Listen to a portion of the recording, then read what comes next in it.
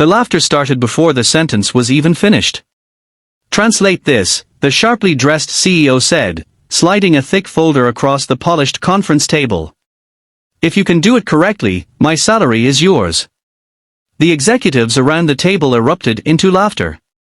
Some leaned back in their leather chairs, others exchanged amused glances, and a few quietly pulled out their phones, expecting the embarrassing scene to become the highlight of the day. The challenge wasn't meant to test anyone. It was meant to humiliate the quiet janitor standing near the doorway with a mop in one hand and a trash bag in the other. His name was Daniel Carter. For nearly 2 years, Daniel had worked the night shift cleaning the 42-story headquarters of Grant Global Technologies, one of the country's fastest-growing international companies. He arrived every evening after sunset, greeted the security guards by name, and silently began his routine. By sunrise, every hallway sparkled, every conference room was spotless, and every employee returned to an office that looked as though it had cleaned itself overnight. Most people never noticed him. If they did, it was only to ask him where the restroom was or to complain about an overflowing trash bin. Daniel never complained. He simply smiled, nodded, and continued working. His schedule wasn't an accident. It was a choice. After losing his wife, Emily, to cancer 4 years earlier, Daniel's entire world became centered around one person, his 8-year-old daughter, Lily. Working nights allowed him to wake her every morning, make her breakfast, braid her hair after countless failed attempts, pack her lunch, and walk her to school before finally getting a few hours of sleep while she was in class. Money was tight. Their small house needed repairs. His old pickup truck rattled every time it started. But Lily never felt poor. Daniel made sure of that. Every Friday was homemade pizza night. Every Saturday evening they built pillow forts in the living room. Every Sunday they learned a new country together by reading library books and pointing at places on an old world map hanging in Lily's bedroom. She thought her father knew everything. In many ways, she was right. Back at Grant Global Technologies, the atmosphere had changed dramatically over the past month. The board had appointed a new CEO after the unexpected retirement of the company's founder. Her name was Victoria Grant. Only 38 years old, Victoria had earned a reputation for turning struggling companies into billion-dollar success stories. Financial magazines praised her brilliance. Investors admired her fearlessness. Employees feared her. She expected perfection. Meetings started exactly on time. Mistakes were remembered. Excuses were not tolerated. Within 3 weeks she had reorganized departments, dismissed several senior managers, and announced aggressive expansion into international markets. Nobody dared challenge her. That morning, the executive board had gathered to discuss a complicated acquisition involving an overseas research laboratory. Lawyers, financial analysts, and consultants filled the conference room. Thick folders covered the polished oak table. Daniel quietly entered with his cleaning cart after receiving permission from the receptionist to empty the overflowing trash bins before the next meeting began. He moved carefully, trying not to interrupt. Most executives ignored him. One even slid his coffee cup toward the edge of the table without looking, silently expecting Daniel to pick it up. He did. Without complaint. As Daniel tied the trash bag closed, one executive jokingly said, "Careful, Daniel probably understands these international contracts better than we do." The room chuckled. It was an old joke. Daniel had once casually corrected the pronunciation of a French client's name months earlier. Since then, a few employees occasionally teased him about secretly being a professor. Victoria looked up from her papers. "So this is Daniel?" "Yes," another executive replied with a grin. "Our multilingual janitor." More laughter followed. Victoria studied him from head to toe. His uniform was spotless despite hours of work. His shoes were worn but polished. His posture was calm. He didn't appear nervous. That annoyed her. She believed confidence had to be earned through achievement. "What languages do you speak?" she asked. Daniel answered politely. A few. I've been fortunate enough to learn several over the years. Someone laughed again. Victoria folded her arms. Interesting. She reached into one of the acquisition folders and removed a collection of documents that had frustrated the legal department for weeks. The papers contained sections written in Mandarin, Japanese, French, German, Arabic, and Latin. Several pages also included handwritten notes from translators dating back decades. 3 respected translation agencies had worked on them. Their interpretations didn't fully match. The disagreement was delaying a deal worth hundreds of millions of dollars. Victoria slid the folder across the table until it stopped in front of Daniel. Translate this. Daniel glanced at the pages but didn't touch them. I don't think I'm qualified to involve myself in executive matters. Oh. Victoria replied. I thought you understood international contracts. I never said that. So you're admitting you can't? Daniel smiled gently. I simply don't believe this is the right place. Several executives exchanged amused looks. Victoria leaned forward. If you translate every page correctly. She paused dramatically before adding with obvious sarcasm, my annual salary is yours. The conference room exploded with laughter. One manager nearly spilled his coffee. Another whispered, this should be entertaining. Daniel remained silent. For a long moment he simply looked at the folder. Then he quietly placed his mop against the wall. He removed his rubber cleaning gloves. He carefully washed his hands at the small sink beside the conference room. Returning to the table, he adjusted his reading glasses and gently opened the first page. The room slowly became quiet. Daniel read the opening paragraph without speaking. His eyes moved across the page with surprising speed. Then he began. This opening sentence isn't ordinary Mandarin, he said calmly. It's formal diplomatic Chinese from the late 20th century. The certified translation captures the literal meaning, but it misses the cultural implication. The writer wasn't requesting cooperation. He was establishing mutual obligation. Several executives frowned. Daniel continued. He translated every sentence with remarkable confidence, explaining not only the words but also the historical background that gave them meaning. He moved to the French section. The legal terminology here follows an outdated commercial code. This phrase has no direct English equivalent. Next came German. Then Arabic. Then Latin. Each language flowed naturally, without hesitation. The executives stopped smiling. One lawyer hurriedly opened the company's certified translation and began comparing every sentence. His expression changed. Daniel was correcting mistakes. Not small mistakes. Expensive ones. When Daniel reached a handwritten note in faded ink, he paused. This isn't standard Japanese, he said quietly. Victoria frowned. It was translated last month. It was translated incorrectly. Every eye turned toward him. This is an Okinawan dialect written by someone educated before 1945. The intended meaning isn't ownership. It's guardianship. Legally, that's a completely different obligation. Silence filled the room.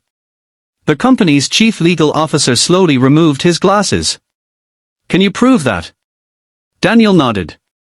He calmly explained the linguistic evolution of the phrase, referenced historical usage, and even described why a particular character had been written with an older brushstroke style rarely seen in modern documents.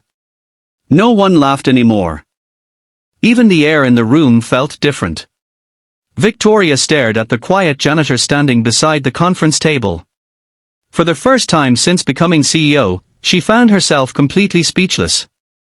The man she had expected to embarrass had just dismantled months of expert analysis with nothing more than calm confidence, extraordinary knowledge, and absolute humility. And no one in the room had any idea who Daniel Carter really was. The conference room remained silent long after Daniel finished translating the final page. No one moved. The executives who had laughed only minutes earlier now stared at the quiet janitor as though they were seeing him for the first time. The thick acquisition folder lay open on the polished table, every page marked with Daniel's precise corrections. The company's chief legal officer slowly compared the final section with the certified translation before closing the file with a deep sigh.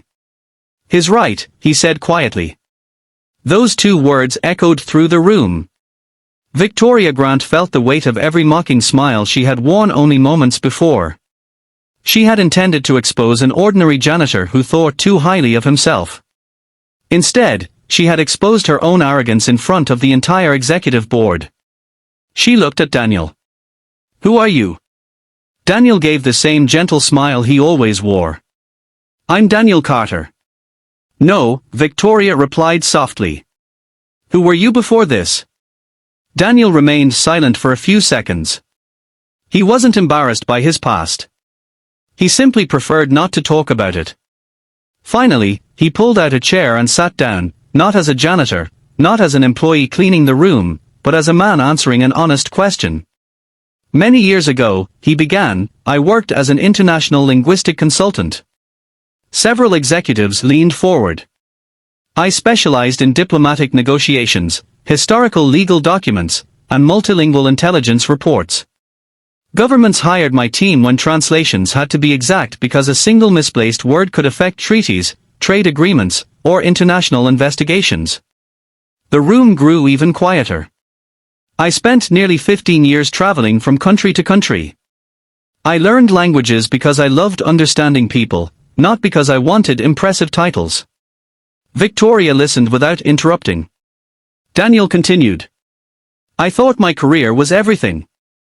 Then my wife, Emily, became sick." His voice softened. "The doctors discovered an aggressive form of cancer." He looked down at his hands. "At first, I believed I could manage both, my work and caring for her. But cancer doesn't follow business schedules." The executives lowered their eyes. "Every overseas assignment meant time away from my family. Every delayed flight meant another hospital visit I missed." He smiled sadly. "One evening Emily looked at me and said, 'Our daughter won't remember how many countries you visited. She'll remember whether you were home.' Those words changed everything." Daniel resigned within a month. His colleagues thought he was making the biggest mistake of his life. Some called him foolish. Others promised the career break would destroy everything he had built. They were right, Daniel admitted with a small laugh. "My career disappeared. But my family didn't." He spent every remaining day beside Emily's hospital bed. He read books to her. They watched old movies. Sometimes they simply held hands without speaking.